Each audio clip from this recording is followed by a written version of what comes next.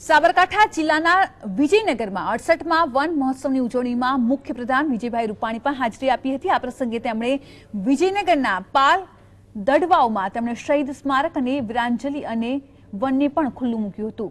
પાલમાં યોજાયેલા કાર્યક્રમમાં મોટી સંખ્યામાં આ વિસ્તારના સ્થાનિક આદિવાસીઓ ઉમટી પડ્યા અને તેઓ આ આદિવાસીઓને તેમણે જમીનના હકપત્રક સહિત સનદો આપી હતી।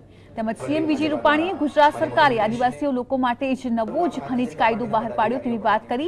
સાથે જ 68માં વન મહોત્સવ નિમિત્તે 10 કરોડ વૃક્ષો વાવવાનો પણ સંકલ્પ કર્યો હતો। આ પ્રસંગે રૂપાણીએ રામ મંદિરની પણ વાત છેડી હતી। રાજ્ય સરકારે નિર્ણય કર્યો છે, અમે સૂત્ર બનાવ્યું છે, अयोध्या में राम, युवाओं को काम, किसानों को सही दाम, महंगाई पे लगाम। आ प्रकारे राज्य सरकार काम करवा मांगी रही है અને એટલા માટે યુવાનોને કામ મળે। 10 લાખથી વધુ યુવાનો પ્રાઇવેટ સેક્ટરમાં નોકરી એ સરકારનું લક્ષ્યાંક છે।